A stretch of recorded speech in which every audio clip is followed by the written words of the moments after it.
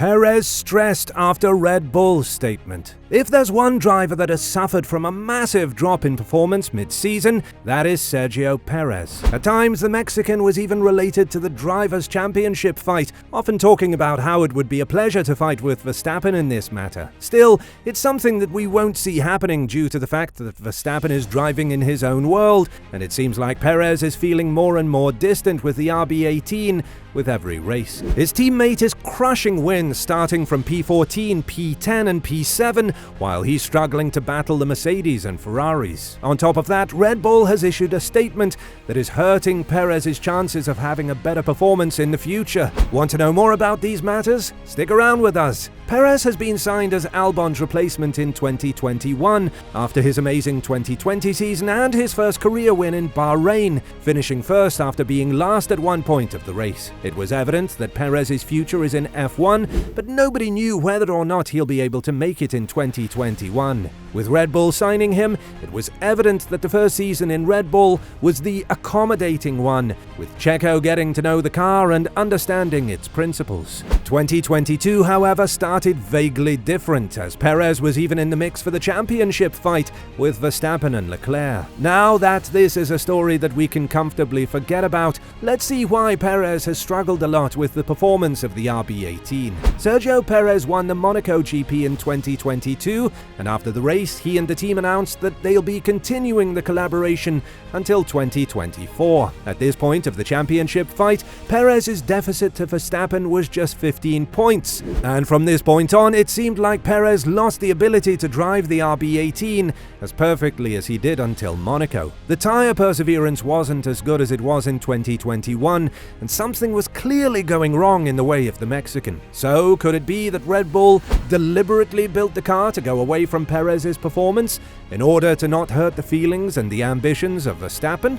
According to Perez, the development of the car is going away from his performance, and it's the main reason why he isn't able to perform as he did on multiple occasions in the first couple of races. I haven't been as comfortable with it, the development of the car, as I was in the beginning. Let's put it that way. I think I've got some work to do to understand what's going on and hopefully have a more straightforward weekend here in Austria. Well, it's just going away from me in terms of how comfortable I was in the beginning, but saying that, I've had only 2 races of this, and last weekend I wasn't up to it. I was feeling pretty bad, so I think this is the first weekend where I will see really, said Perez, who wasn't able to finish the Austrian GP after the lap 1 collision with Russell, a move that distanced himself even further in the championship aspirations. It's just a few bits constantly evolving things. Things have been evolving, but I'm not making any excuses. The car is quicker and I have to make the most out of it. So I'm going to keep working really hard with my engineers to make the most out of it and then still finish the season, said Perez.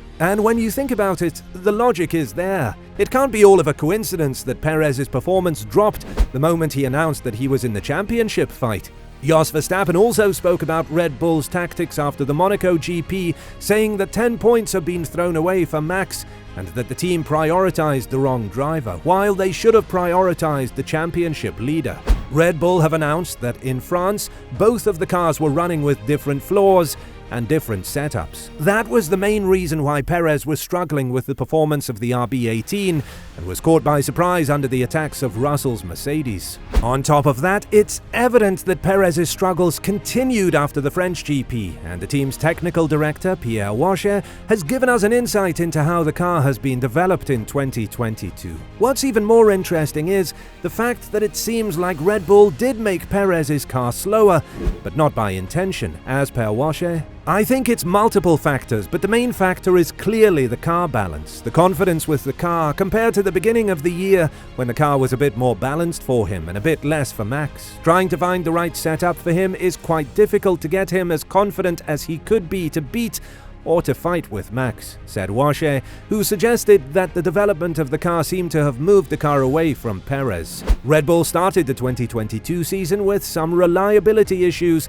but they've been able to fix it after the 3rd race, with Perez suffering only 1 gearbox issue at the Montreal GP after the first retirement due to engine failure. On top of that, the Austrian team was fighting problems with the weight of the car, and Wacher spoke about it, saying, "The weight is an aspect for sure, but it's part of the setup of the car. At the beginning of the season, we didn't have the possibility to move the weight. I think it's everything together, and after you find your performance somewhere and it's a little bit more tricky to set up the car, it went in favor of Max. I think he's able to drive any car. Now we have to find a way to give a car for Sergio to be performing and to compete. But it's a tougher aspect, finished Washe.